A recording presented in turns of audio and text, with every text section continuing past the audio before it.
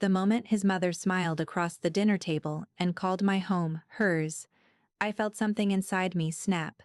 But instead of breaking, I reached into my bag, pulled out the folded document, and decided that tonight, everyone would finally learn the truth. Disclaimer: this story is a work of fiction created for entertainment purposes only. Any resemblance to real persons, events, or situations is purely coincidental. I remember the exact moment my home stopped feeling like mine. And it wasn't loud or dramatic, the way you'd expect something so life-altering to be.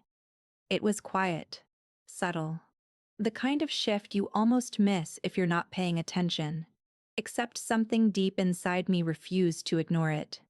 That evening, I was standing in the kitchen, my hands still wet from rinsing dishes, when I heard my husband and his mother talking in the living room. They weren't whispering, but their voices carried a strange caution, like they were used to having conversations I wasn't supposed to hear. I didn't think much of it at first. That was until I heard her laugh softly and say, "Well, it's good everything is in your name now. At least we don't have to worry about complications."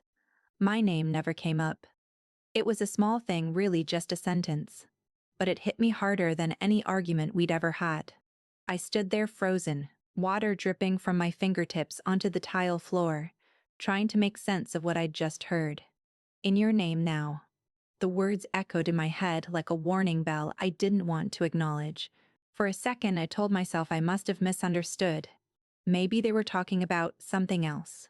Some investment, some paperwork. Anything that didn't involve the house I had poured my savings, my energy, and years of my life into. But deep down, I knew exactly what it meant. That house wasn't just a property to me. It was my safety, my proof that I had built something real, something stable, something that couldn't be taken away from me. When we bought it, I remember how proud I felt signing the papers, believing we were building a future together. I trusted him completely. I never questioned the process, never thought to double-check what was being signed or whose name went where. Why would I? He was my husband. We were supposed to be a team. But standing there in that moment, I realized something had shifted, and not recently. This wasn't new. This was something that had already happened, something I had somehow been left out of entirely. I wiped my hands slowly and forced myself to walk into the living room, acting as normal as I could. They both stopped talking the moment they saw me, which only made the air heavier. His mother gave me that polite, tight smile she always used when she was pretending everything was fine. My husband barely looked at me. He just reached for his phone like he suddenly had something more important to do. The silence between them said more than any confession could have. I tried to brush it off that night, telling myself I was overthinking, that maybe there was a reasonable explanation. But the feeling didn't go away. It followed me into the bedroom, into my sleep, into the next morning when I walked through the house and suddenly started noticing things I had ignored before. The way his mother spoke about the place like she had authority. The way he dismissed my opinions about changes or repairs. The way decisions were made without including me, as if I were just living there, not owning it. Every corner of that house started to feel unfamiliar. The walls I had painted, the furniture I had chosen, the little details that once made me feel secure now felt like decorations in someone else's space. It was like waking up one day and realizing the ground beneath you wasn't solid. It never was. You just hadn't looked closely enough.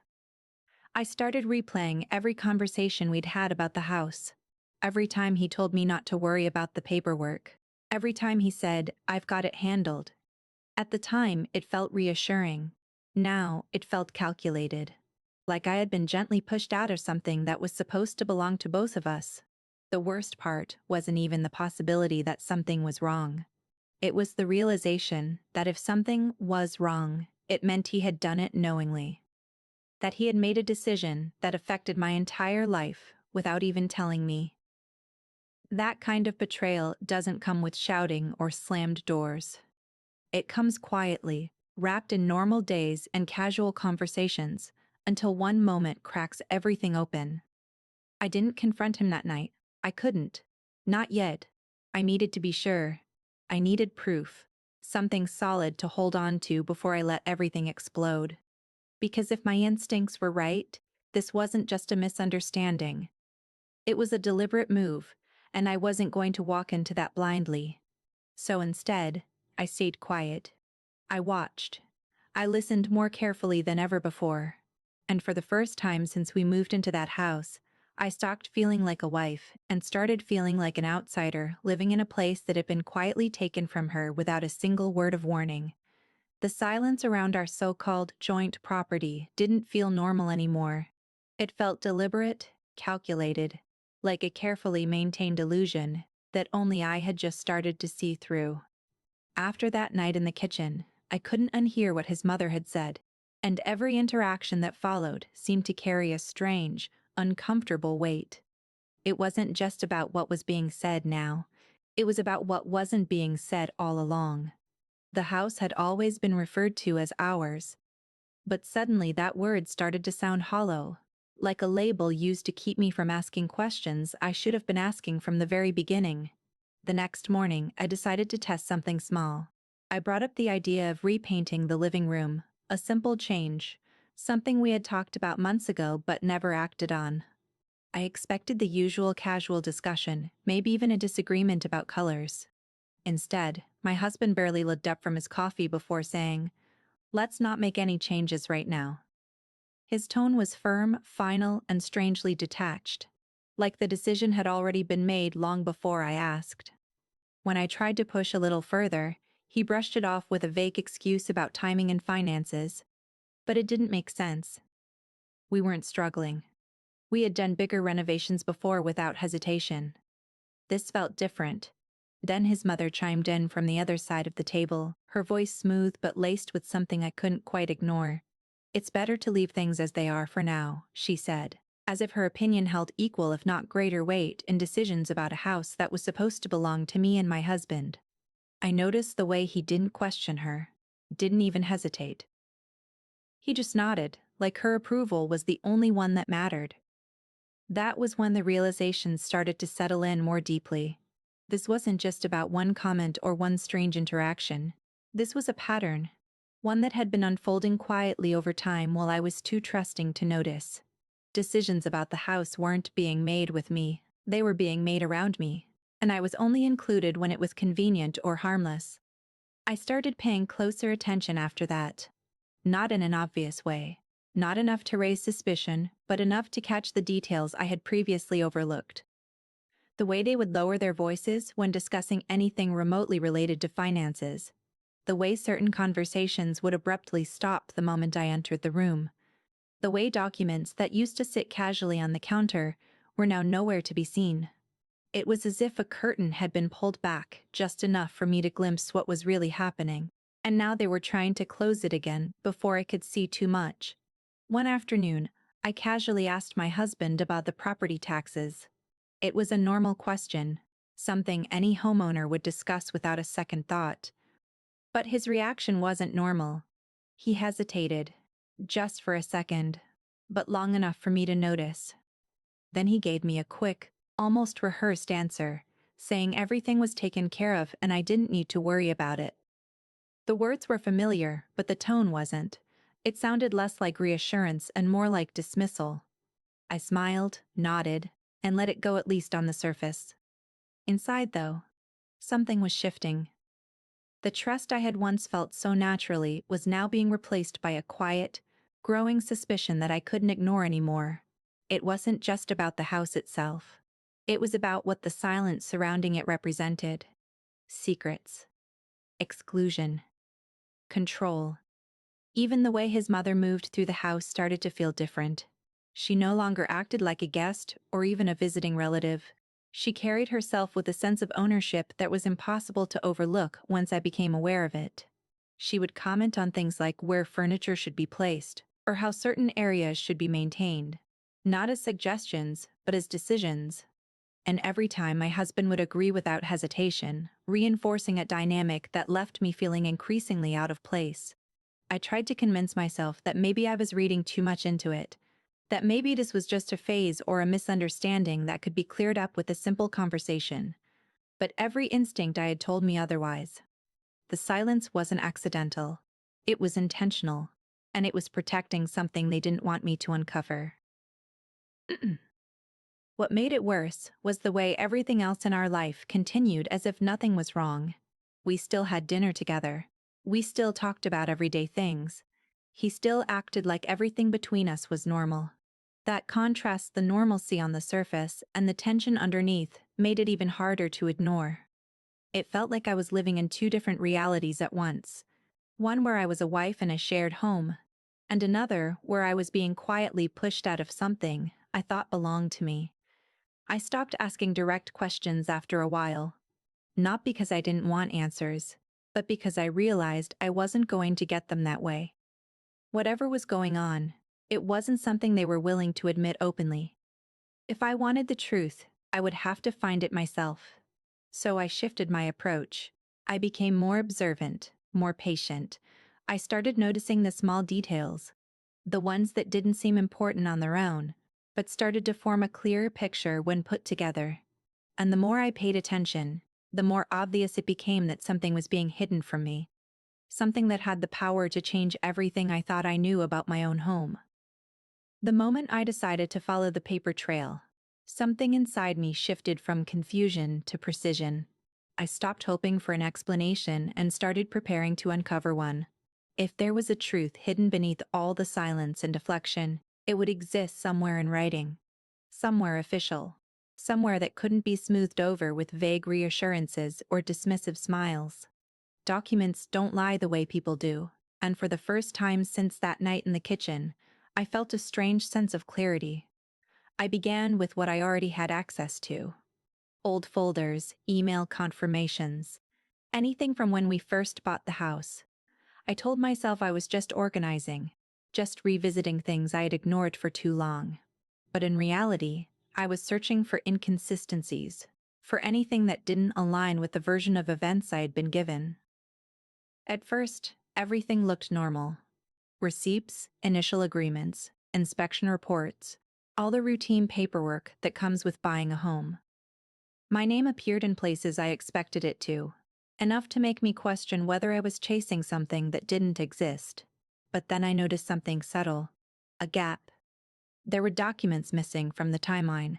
Not random ones, but specific ones. The kind that finalize ownership, the kind that determine whose name is actually tied to the property. I flipped through everything again, slower this time, more carefully, making sure I hadn't overlooked anything. The absence wasn't an accident. It was too precise, too convenient. That was when I realized I couldn't rely only on what was inside the house. If something had been changed, transferred, or manipulated, the proof wouldn't be sitting neatly in a folder waiting for me to find it. It would be recorded somewhere official, somewhere external, somewhere memale, not desmanked to Mindaluk. The next day, I told him I had errands to run.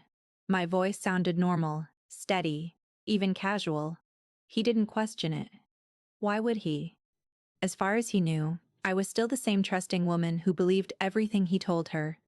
That assumption was my advantage now. I drove to the local property records office with a quiet determination I hadn't felt before. My hands were steady on the steering wheel, but my mind was racing through possibilities, trying to prepare for what I might find. Part of me still held on to a small, fragile hope that this was all a misunderstanding, that I would walk in, check the records, and leave with relief instead of confirmation. But deep down, I already knew. The building itself was plain, almost forgettable. The kind of place people only visit when they have to. Inside, everything felt procedural. Impersonal rows of desks, stacks of files, the low hum of printers and quiet conversations. It was the perfect environment for truths to exist without emotion, without bias. I approached the counter and requested the property records for our address, keeping my tone neutral, as if this was just a routine check. The clerk didn't ask many questions. They simply processed the request and handed me the file after a few minutes that felt much longer than they actually were. I took it with a calm I didn't feel and moved to a nearby table, my fingers tightening slightly around the edges as I opened it. The first page confirmed what I already knew: the address, the basic details, The initial purchase. My name appeared there, just as it should have. For a brief moment, I felt a flicker of doubt, like maybe I had been wrong to question everything. Maybe this was all in my head, a misunderstanding fueled by one overheard conversation and a series of coincidences. Then I turned the page. The document was clear, precise, and impossible to misinterpret. A transfer of ownership, not partial, not conditional, complete. And the name listed as the new owner wasn't mine. It was his mother's. I stared at the page, reading it once, then again, as if repetition might somehow change what it said. The date stood out immediately. It wasn't recent. This hadn't just happened. It had been done weeks ago, maybe longer. Long enough for them to settle into the new reality while I continued living in the old one, completely unaware. The realization didn't come all at once. It unfolded slowly, piece by piece, each detail adding weight to the truth until it became impossible to ignore. This wasn't an oversight. It wasn't a technicality. It was a deliberate decision, one that required planning, paperwork, and intent. My name had been there, and then it had been removed, replaced without my knowledge, without my consent. I felt a strange mix of emotions, but anger wasn't the first one to surface. It was disbelief. Not because the evidence wasn't clear, but because I had trusted him enough to believe something like this could never happen. That trust now felt like a weakness I had been carrying without realizing it. As I kept going through the file, more details emerged. Signatures, dates, official stamps. Everything was legitimate. Everything properly recorded. There was no loophole to cling to, no ambiguity to question. The system recognized his mother as the rightful owner of the house I had helped build, the house I still lived in, the house I thought was mine. The silence I had been noticing suddenly made perfect sense. The secrecy, the deflection, the way conversations would stop when I entered the room. It was all connected. They weren't just hiding something from me. They were protecting a decision that had already been finalized, a reality they didn't want me to confront until it was too late to challenge. But it wasn't too late. That thought came to me unexpectedly, cutting through the shock with a sharp clarity. They had assumed I wouldn't find out, or that if I did, it would be too late for it to matter. They had underestimated me, relied on my trust, my passivity, my willingness to accept things at face value. And for a long time, they had been right. Not anymore. I carefully closed the file, making sure my expression remained composed as I returned it to the clerk. There was no need to draw attention to myself, no need to reveal what I had just discovered. The truth was mine now, and how I chose to use it would determine everything that came next. As I walked out of the building, the air felt different. Not lighter, not easier, but clearer. The uncertainty that had been clouding my thoughts was gone, replaced by something far more focused. I knew what had been done, and more importantly, I knew that they believed I was still in the dark. What confirmed everything wasn't another document or a hidden file. It was her. Up until that point, I had evidence, I had suspicion, and I had a growing certainty that something had been done behind my back. But there's a difference between knowing something on paper and hearing it slip out of someone's mouth. Unguarded, unfiltered, and completely unaware of the damage it causes. That kind of confirmation hits differently. It doesn't just validate your doubts, it exposes the truth in a way that feels almost personal. It happened a few days after I visited the records office. By then, I had already seen the transfer document, already understood what they had done. But I hadn't reacted. Not outwardly. I moved through the house the same way I always did, spoke to my husband the same way, kept everything calm and predictable. If anything, I was more composed than usual. I needed them to believe I was still unaware, still trusting, still easy to control. And they believed it. That afternoon, his mother came over earlier than usual. She didn't announce it, didn't ask, she just walked in like she always did, carrying herself with that quiet authority I had only recently started to recognize for what it really was. I was in the hallway when I heard her voice from the living room, speaking to my husband in a tone that was casual, almost relaxed. It wasn't the careful, measured way she usually spoke around me. This was different. This was comfortable. I slowed my steps without making a sound, stopping just out of sight, close enough to hear every word, but far enough to remain unnoticed. I didn't plan it. I didn't even think about it. My body just reacted, instinctively, like it knew this was a moment I couldn't afford to miss. "You really should start thinking about the next step," she said, her voice steady, confident. "Now that the house is in my name, it'll be easier to handle things if anything happens." My breath caught, but I didn't move. There was a brief pause, followed by my husband's voice lower, more cautious, but not surprised. "I know. I'm just waiting for the right time." The right time. Those 3 words settled into me like something heavy and irreversible. Not a mistake. Not a misunderstanding. A plan. Something they had discussed, agreed on, and were continuing to move forward with. I pressed my hand lightly against the wall to steady myself, focusing on staying silent, staying hidden. "She doesn't need to know everything right away," his mother continued, her tone softening slightly, almost as if she was offering reassurance. "It's better this way. Less complications. You did the right thing." There it was, clear, direct, unapologetic. He did the right thing. I felt something inside me tighten, not in pain, but in clarity.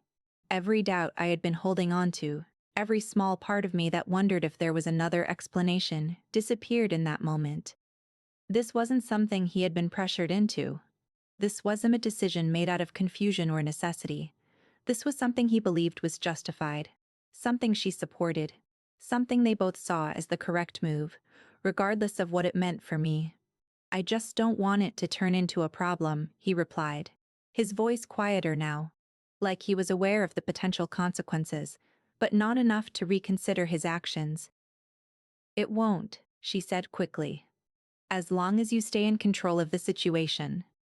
Don't let emotions complicate things." Control. That word echoed in my mind as I stood there, completely still, absorbing every piece of the conversation.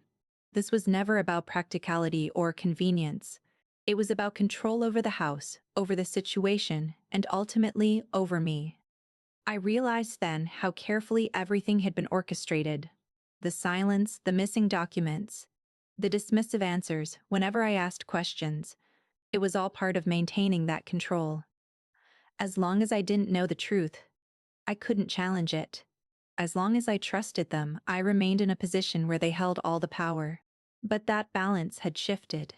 I didn't feel the urge to confront them right then, even though every instinct screamed at me to walk into that room and demand answers. Instead, I stayed exactly where I was, letting them continue, letting them reveal more than they ever would if they knew I was listening. "We just need to be careful," my husband added. "She's not stupid." There was a faint hint of tension in his voice now, something that almost sounded like concern. But it wasn't enough to change anything. It was just acknowledgement and awareness that I could become a problem if I stopped playing the role they had assigned to me. His mother let out a quiet, almost dismissive laugh. "Then don't give her a reason to start asking questions."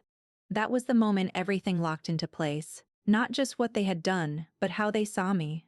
Not as a partner, not as someone who deserved honesty or respect, but as someone to be managed. Someone to be kept in the dark for the sake of their convenience. I stepped back slowly, making sure my movements were silent, controlled. My heart was beating faster now, but my mind felt sharper than it had in days. I had what I needed. Not just the documents, not just the proof, but the confirmation that this was intentional, calculated, and ongoing. When I finally walked into the living room a few minutes later, they both looked up at me with the same composed expressions they always wore. His mother smiled. My husband gave me a quick, neutral glance. Nothing about their behavior suggested that anything had changed, that anything had been revealed. And that was exactly what made it so clear. They thought they were still ahead of me.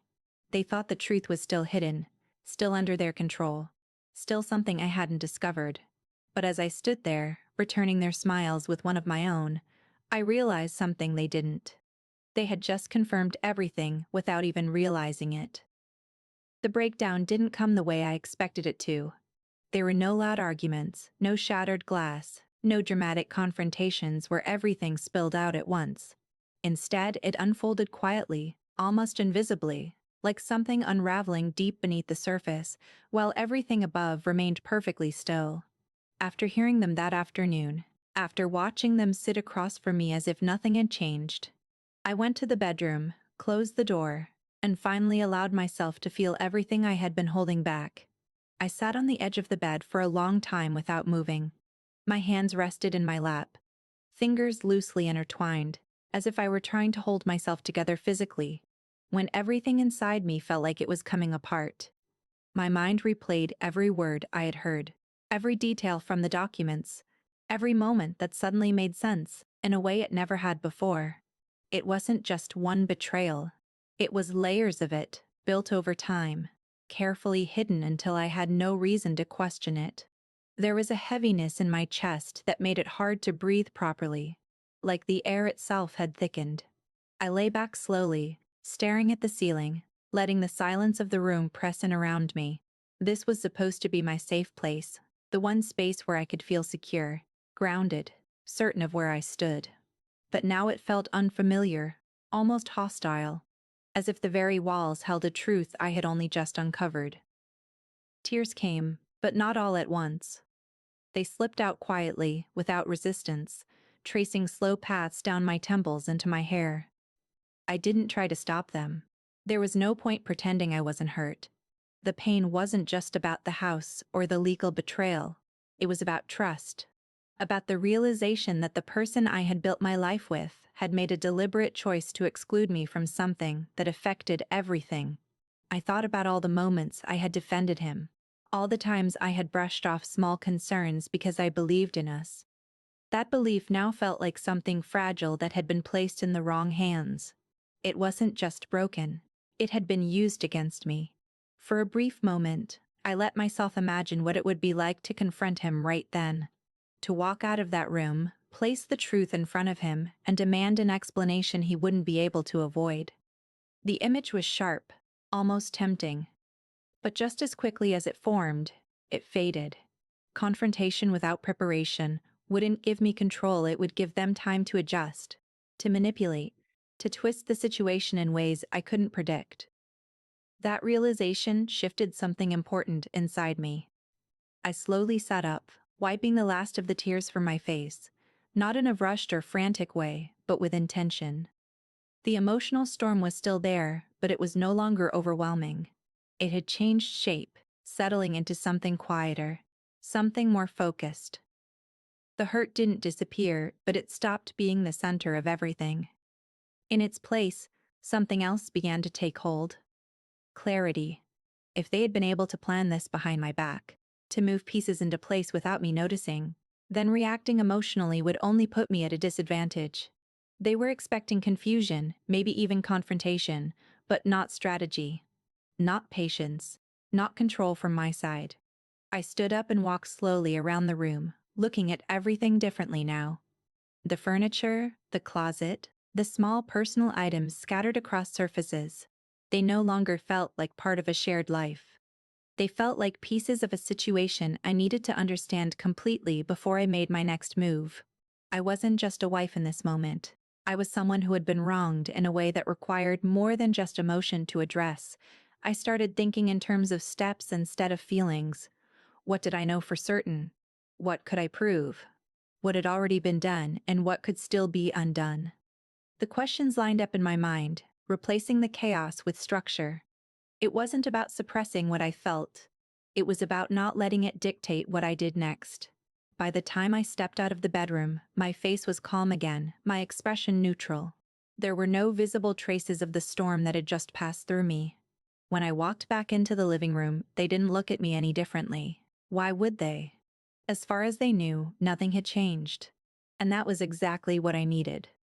Over the next few days, I played my role carefully. I spoke the same way, moved the same way, maintained the same routines. If anything, I was more attentive, more agreeable, not in a way that felt forced, but in a way that kept them comfortable. kept them convinced that everything was still under their control. It wasn't about deception for the sake of it, was about creating space, buying time, allowing myself to prepare without interference. Inside, though, everything had shifted. I began to pay attention not just to what they said, but to how they operated, their patterns, their assumptions, the way they communicated when they thought I wasn't paying attention. Every detail became useful.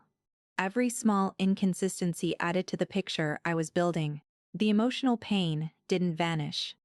It lingered, surfacing in quiet moments when I was alone, when the weight of everything would press in again. But each time it did, it felt a little less overwhelming, a little more contained. It was no longer something that threatened to break me. It was something that reminded me why I couldn't afford to lose focus. What started as a breakdown had turned into something else entirely. Not strength in the way people usually describe it, loud and visible, but something quieter, more controlled. A kind of resolve that didn't need to announce itself, that didn't need validation or recognition. They had made their move, believing I would never see it coming. Believing I would remain exactly who I had always been, trusting, passive, unaware.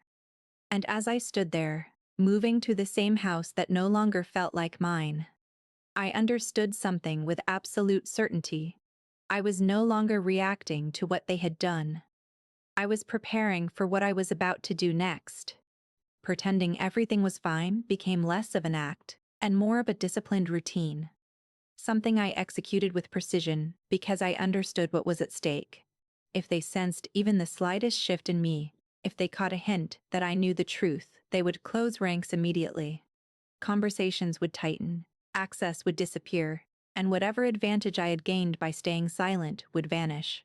So I didn't just act normal. I became predictable in the exact ways they expected me to be. I smiled when it was appropriate, asked casual questions about things that didn't matter, and let them lead conversations about the house without interruption.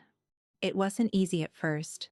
There were moments when I had to physically stop myself from reacting, especially when his mother spoke about the house as if it belonged to her, issuing subtle directives about maintenance or future plans. Each time, I forced myself to respond with neutral agreement, even mild enthusiasm, because resistance would only raise suspicion. Every interaction was calculated, every response measured. At the same time, behind that controlled exterior, I was building something they couldn't see. The documents I had found were a start, but they weren't enough on their own. I needed a complete picture, every detail of how the transfer had been executed, every step that had led to my name being removed without my knowledge. I needed to understand not just what had been done, but how it had been made to look legitimate. I began with access. I couldn't risk being obvious, so I waited for moments when I could move quietly, without interruption. When my husband left his laptop unattended, I didn't rush. I took my time, making sure I knew exactly what I was looking for before I opened anything. Emails were the first layer. I searched for anything related to property, legal documents, financial transfers terms that would seem routine but might reveal more when viewed in context. At first, most of it looked ordinary. Conversations about bills, maintenance, routine expenses. But buried among them were threads that felt different. Short, direct exchanges with attachments that had been opened, but never discussed with me. Some of the emails were between him and legal professionals. Others included his mother, and the tone was always the same, efficient, discreet, and completely devoid of any mention of me. I didn't download anything immediately. That would have been too risky. Instead, I noted details, dates, names, subject lines, building a mental map of what existed and where I might be able to access it more safely later. The goal wasn't to gather everything at once. It was to understand the structure of what I was dealing with. From there, I shifted to financial records. This part required more caution. Direct access to accounts wasn't always possible, but patterns could still be observed. Transfers that didn't align with our usual spending, payments to entities that hadn't been mentioned before, timing that matched the date on the ownership transfer document. Piece by piece, the outline of what had happened became clearer. They hadn't rushed it. That was the first thing I realized. This wasn't a sudden decision, it had been planned over time, executed in stages, with enough care to avoid drawing attention.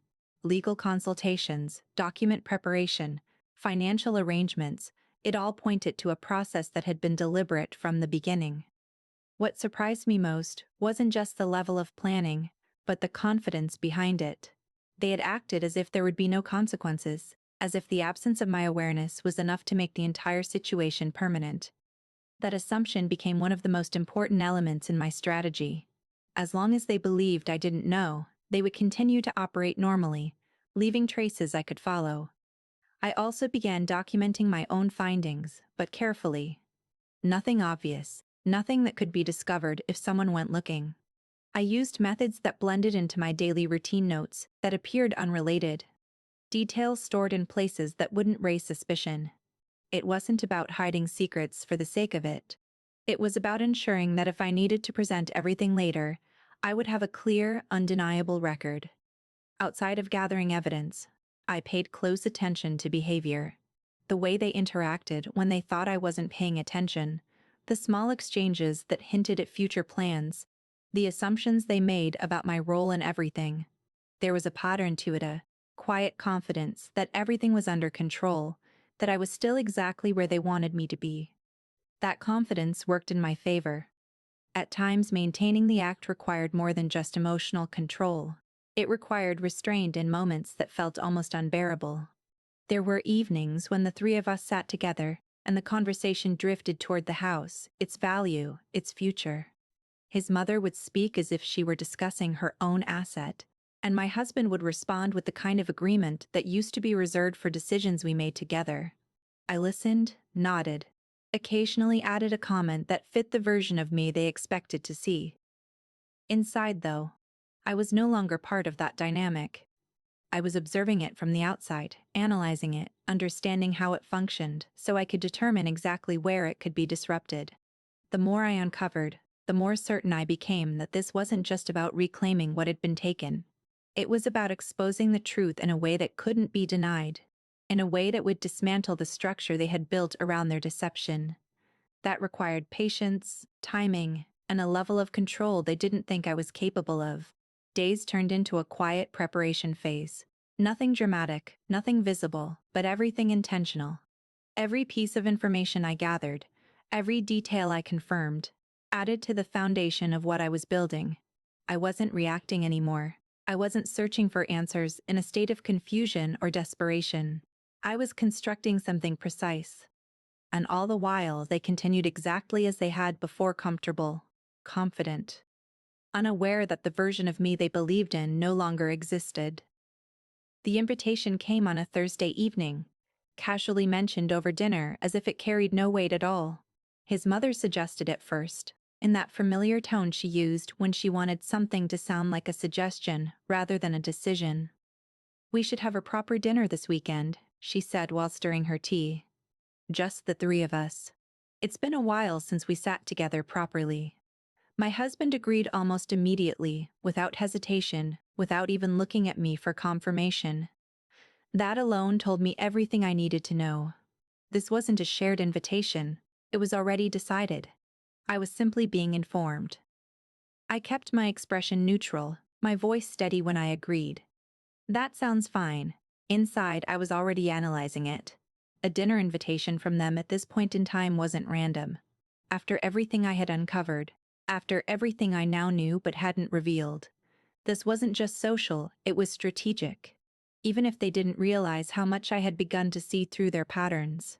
The days leading up to it felt strangely controlled, like a quiet narrowing of space. His mother became more attentive, almost warm in a rehearsed way, asking small questions about my preferences, my schedule, my comfort. My husband acted normal, but there was a subtle stiffness in his behavior, like someone unconsciously aware that something important was approaching, but not fully understanding what. I played my role carefully. I responded to messages politely, confirmed attendance without hesitation, even expressed mild appreciation for the invitation. I wanted them comfortable. Comfortable people don't change plans. Comfortable people don't suddenly become cautious. And I needed them exactly as they were. On the day of the dinner, I prepared slowly, deliberately. Nothing about me needed to look different on the surface. I chose my clothes carefully, not too formal, not too casual. The goal wasn't to stand out. It was to blend into their expectation of me. If they looked at me, they needed to see the same version of me they had always underestimated. We arrived at her house in the evening. The atmosphere inside was warm, almost staged in its perfection. Soft lighting, a neatly arranged table, the smell of food that suggested effort had gone into making everything feel normal. His mother greeted us with a smile that felt practiced, and I returned it with one of my own. Everything about the setting was designed to feel ordinary. That was the most dangerous part of it. We sat down, and for the first part of the meal, the conversation followed familiar patterns.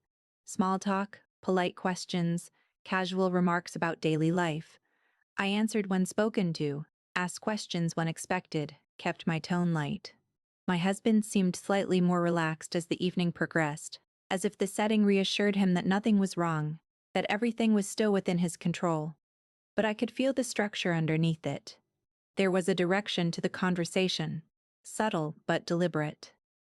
His mother steered topics gently, asking about future plans, about stability, about how things were settling in our lives. Each question sounded harmless on its own, but together they formed something more focused. I noticed how often she mentioned the house without directly naming it, how she referred to arrangements and long-term comfort, how my husband responded with brief, careful answers that avoided specifics but confirmed alignment with her perspective. They weren't discussing me. They were discussing around me. I waited. Patience, at this point, wasn't passive, it was tactical. I needed the conversation to reach its natural peak, the moment where their confidence would override caution. That moment always came when people believed they were safe. Midway through the meal, she stood up briefly to bring another dish from the kitchen. That small interruption shifted the rhythm of the table. My husband leaned back slightly, loosening his posture. That was when I noticed the change in tone. He became less guarded, more open, as if her absence created space for him to speak more freely. "This has been good," he said casually, almost to himself. "Things are finally settling down properly." I nodded, saying nothing. He continued, lowering his voice slightly. "Once everything is fully stable, we won't have to worry about adjustments anymore. It'll just be handled." The word sat between us for a moment longer than it should have. I watched him carefully, studying not just what he said, but how he said it. There was relief in his voice, but also something else. Something less reassurance, as if he was convincing himself more than me. His mother returned, placing the dish on the table, and the conversation shifted again. But I had already heard what I needed. As the meal continued, I allowed myself to engage more, to appear slightly more relaxed. I asked a question about paperwork, casually phrased, almost forgettable. "Did you ever sort out those final documents for the house records?" There was a fraction of a pause before my husband answered. Not long enough for anyone else to notice, but long enough for me. "Yes," he said simply. "Everything's already been finalized." His mother didn't even react. That was the most revealing part. No hesitation, no surprise, no correction. Just quiet confirmation through silence. I nodded again, letting the conversation move on. But internally, the moment had shifted everything. This wasn't speculation anymore. This wasn't something I was still trying to confirm. They had just acknowledged the completion of something that had been hidden from me, in the most casual way possible, under the assumption that I would never question it. The rest of the dinner unfolded normally, almost unnaturally so. Laughter at appropriate moments, polite exchanges, the illusion of a peaceful family evening. But beneath it, everything had changed. When we finally stood to leave, his mother hugged me briefly, her expression soft and composed. My husband thanked her for the meal, and we stepped outside into the night air. As we walked to the car, I realized something important. The dinner hadn't been about distraction or reassurance. It had been a final confirmation, delivered under the belief that I was still exactly where they had left me. The envelope was already in my bag before I ever sat down at that dinner table. That was the first decision I made that day, even before I smiled, even before I agreed to attend. It wasn't heavy, but it carried more weight than anything else in that room because it held something they no longer believed I had access to, proof that reality didn't belong exclusively to their version of it anymore. I placed it carefully beneath the napkin on my plate when no one was looking, not dramatically, not in a way that would draw attention. Everything about that evening had to feel normal to them for as long as possible. That was the only way I could ensure they stayed exactly where I needed them. Comfortable, unaware, confident. As the dinner progressed, I studied them more than I participated in the conversation. My husband was relaxed, almost relieved in a way that didn't quite make sense unless you understood what he believed this dinner represented. His mother, on the other hand, was composed in that controlled, practiced way she always was. But there was satisfaction underneath it. Not loud or obvious, but steady. The kind of satisfaction that comes from believing a situation has already been fully secured. They thought this was just another evening where everything remained aligned with their expectations. That assumption was the foundation of everything they were about to lose. I waited for the exact moment when attention shifted. It came naturally when the conversation moved toward lighter topics, when laughter briefly broke the tension, and neither of them was focused on anything beyond the surface of the table. That's when I slowly slid the envelope forward, letting it rest directly in front of me. No sudden movements, no announcement, just placement. My husband noticed first. His eyes dropped to it, then flicked back to me with mild curiosity. His expression didn't change immediately. There was no alarm, yet just confusion, like he was trying to understand why I would bring something so out of place to a dinner like this. "What's that?" he asked casually. I didn't answer right away. Instead, I watched his mother. That was more important than him. Her reaction would tell me everything I needed to know about how much control they still believed they had. She looked at the envelope briefly, then back at me. Her expression stayed calm, but something in her eyes tightened slightly. Not fear, not panic. Recognition. That was enough confirmation. I finally spoke, my voice steady. "Something I thought you both should see." The room shifted instantly. Not dramatically, not outwardly, but the energy changed in a way that was almost physical. My husband leaned forward slightly, his attention now fully on the envelope. His mother didn't move, but her posture adjusted just enough to signal awareness. I pushed it toward him. He hesitated for a fraction of a second before opening it. That hesitation mattered. It meant he already suspected what it might contain, even if he hadn't fully admitted it to himself. As he unfolded the papers, I watched his expression carefully. It started neutral, then shifted as his eyes scanned the first lines. Confusion gave way to recognition, and recognition gave way to something sharper. Understanding. His mother leaned in slightly now, her eyes narrowing as she read along. The silence around the table became heavier with each second. Inside the envelope were copies clear, official, undeniable.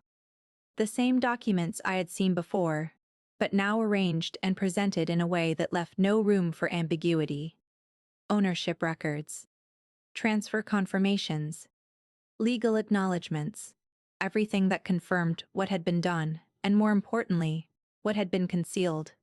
"This isn't." He started, then stopped. His voice wasn't raised. It didn't need to be. His mother reached for one of the pages, scanning it quickly, her composure still intact but visibly strained now. "Where did you get this?" she asked. But the question wasn't curiosity. It was calculation. I didn't answer immediately. I let the silence sit long enough for them to feel it. "I think you both already know," I said calmly. That was when his confidence finally cracked. Not completely, but enough for me to see the shift. He looked at me differently now, not as someone unaware, but as someone who had already moved past the stage they believed I was still in. "This doesn't change anything," his mother said quickly, her voice sharper now. Controlled but defensive. Everything was done properly. "Properly," I repeated, almost lightly. Without informing me? That question hung in the air longer than anything else at the table. It wasn't loud. It didn't need to be. It simply exposed the gap between their version of events and reality. My husband looked down at the papers again, but slower this time, as if reading them more carefully now that denial was no longer an option. I could see it in his face, the realization that this wasn't something I had misunderstood or stumbled upon accidentally. This was something I had pursued, collected, and brought directly to them. "You've been going through records," he said quietly. It wasn't an accusation. It was confirmation of his fear. "Yes," I replied simply. His mother exhaled sharply, but still didn't break fully. "You should have spoken to us first." That almost made me smile. "I did," I said. "Many times. You just didn't answer." The silence that followed wasn't just emotional. It was structural. The dynamic at the table had changed completely. The assumption that I was passive, uninformed, contained within their narrative had collapsed in real time. Now they were the ones reacting. Now they were the ones trying to adjust. I didn't raise my voice. I didn't need to. The envelope had already done what it needed to do. It didn't argue. It didn't negotiate. It simply existed as proof. And for the first time that night, I saw something in both of them that hadn't been there before. Uncertainty. The moment I placed the truth on that table, I wasn't watching for shock. I was watching for control to shift. And it did. Not explosively, but in the slow, unmistakable way a structure begins to collapse once its foundation is exposed. My husband's eyes kept returning to the documents as if reading them again might change what they already confirmed. His mother, however, had gone very still. That kind of stillness isn't calm, it's calculation. It's the mind searching for a way to reframe reality fast enough to regain control of it. For a few seconds, no one spoke. The silence wasn't peaceful. It was loaded, like air before a storm breaks. I stayed seated, hands relaxed, posture steady. That mattered more than anything else in that moment. They needed to see me as composed, not emotional, not reactive. Because once they realized I wasn't breaking, their entire strategy would start to fail. My husband finally looked up from the papers. His voice came out lower than before, less certain. "Why are you doing this now?" he asked, as if timing was the issue, as if the problem was the disruption and not the act itself. I didn't answer immediately. Instead, I watched him closely. This was the first time he was speaking to me, without assuming I was one step behind him. That shift alone told me everything I needed to know about how quickly he was reassessing the situation. "Now?" I repeated quietly. "You mean after it was already done?" His mother cut in before he could respond. Her tone was sharper now, the careful warmth from earlier completely gone. "You're misunderstanding the situation. This was a legal arrangement. It was done for practical reasons." Practical reasons. That phrase had become their shield. Everything unjust could be softened, if framed as practical. I leaned back slightly in my chair, keeping my expression neutral. Practical for who? That question landed differently, not because it was loud or aggressive, but because it was direct in a way they hadn't prepared for. My husband hesitated again. I noticed that hesitation more clearly now than I ever had before. It wasn't confusion anymore. It was the realization that no explanation he gave would fit without exposing intent. His mother tried to recover first. "This isn't something to turn into an emotional issue," she said, tightening her grip on control. "Everything was structured properly. You were never meant to be disadvantaged." That last part almost made me laugh. Not because it was funny, but because it was so carefully constructed to sound reassuring while completely avoiding responsibility. I reached for my glass, took a slow sip, and placed it back down with deliberate calm. And yet I wasn't informed, at any point. Neither of them responded immediately. That silence was different from before. Earlier, silence had been their tool. Now it was hesitation. My husband finally spoke again, but more carefully this time. "We were going to tell you." That line was predictable, almost rehearsed. "When?" I asked simply. He didn't answer. That was enough. The balance at the table had shifted fully now. I wasn't reacting anymore. I was leading the direction of the conversation without raising my voice, without forcing anything. And they were adjusting to that in real time. His mother leaned forward slightly. "What do you want from this?" she asked. And there it was. The real question underneath everything else. Not denial. Not defense. Control. I paused before answering because the answer mattered. Not emotionally, but strategically. "Clarity," I said. She frowned slightly. "Clarity about what?" I looked at her directly now. "About what was taken and how you plan to justify it." That was the first moment her composure showed a crack. Not visible panic, but irritation mixed with calculation. She wasn't used to being framed as someone who needed to justify anything. My husband shifted in his seat. "No one took anything from you," he said. But even he didn't sound fully convinced anymore. That was the difference now. Earlier they spoke with certainty. Now they were negotiating language. I placed my hands together on the table. Calm. Still. Then explain why my name was removed without my knowledge. Neither of them answered quickly enough. And in that delay, I saw it, the realization forming in both of them that this wasn't going to be contained with reassurance or vague reasoning anymore. I wasn't confused. I wasn't guessing. I was informed. The atmosphere at the table tightened again, but differently this time. Before, it had been their control shaping the space. Now, it was the absence of control doing it instead. His mother finally spoke, slower now. "We can resolve this privately." That was the shift. From denial to management. From dismissal to containment. I nodded slightly as if considering it, but I didn't agree. "You already made it public when you changed ownership." That sentence landed heavily. Not because it was emotional, but because it was accurate. My husband looked at me longer this time, like he was trying to reevaluate who I had become in his understanding.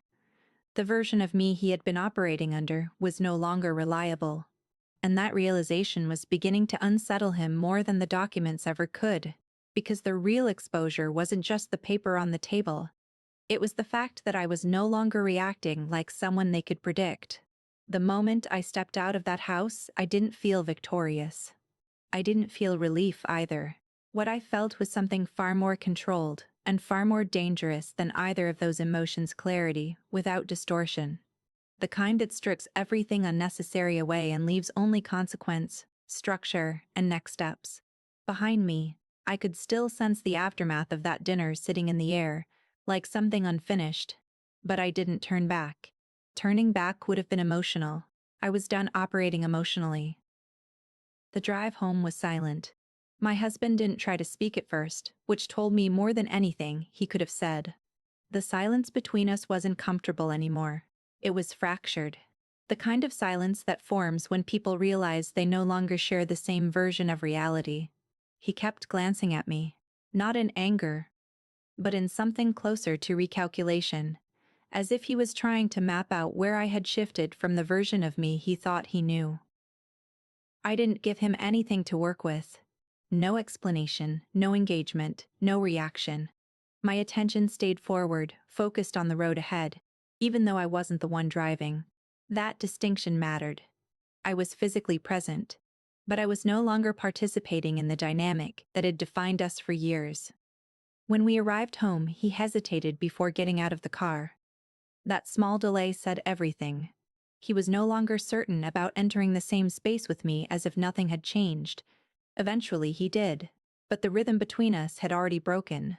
Inside the house, the environment felt different even though nothing had physically changed.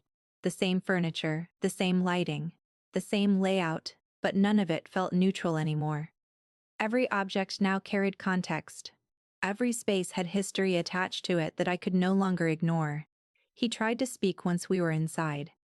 Not aggressively, not defensively carefully. "We need to talk about what just happened." I removed my shoes slowly, placed them neatly by the entrance, and finally looked at him.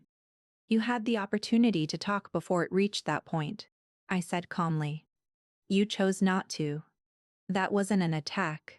It was a statement of sequence. And sequence matters more than emotion when you're dealing with accountability. He exhaled, running a hand through his hair. It's not as simple as you're making it.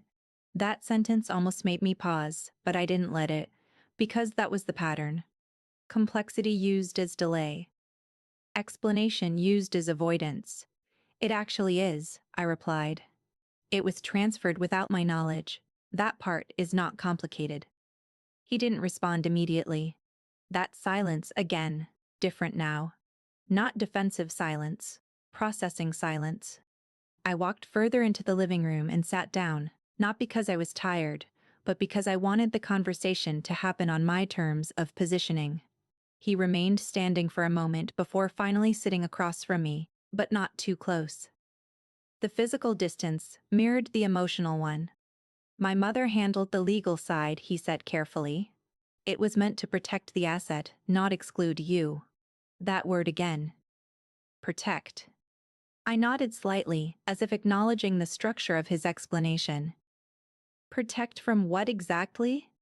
He hesitated. That hesitation was more revealing than any answer. That's not the point, he said finally. But it came out weaker than he intended. I leaned back slightly, studying him, without interruption. It is the point. Because every decision has intent, and intent determines whether this was protection or removal. He didn't answer. That was the moment it became undeniable. Not just the transfer itself, but the inability to justify it without collapsing into contradiction. A few seconds passed before I spoke again. You didn't think I would find out. It wasn't a question. His silence confirmed it. For the first time since everything began, I saw something shift in his expression that wasn't defensive or strategic. It was realization, not about what had happened, but about what it meant that I now understood it fully. From the hallway, his mother's voice briefly echoed she had called earlier, and I knew she was likely waiting for his update. I didn't need to hear the conversation to understand its direction anymore. I stood up slowly. Both of them were now operating in response mode. That was the change. No longer leading. No longer controlling narrative flow. Reacting. I walked toward the bedroom without urgency, not storming out, not retreating, simply repositioning. Behind me, I heard him call my name once, but I didn't turn around immediately. When I did, I spoke clearly. This isn't about emotion anymore. It's about structure. And structure can be challenged. I closed the door behind me without waiting for a response. Inside the room, everything felt quieter, not peaceful, but contained. I sat down at the edge of the bed and opened my laptop, not to search for answers anymore, but to organize what I already had. Documents, records, timelines, inconsistencies. Everything now had to be assembled into something that could not be dismissed or softened. Because what they hadn't understood yet was simple.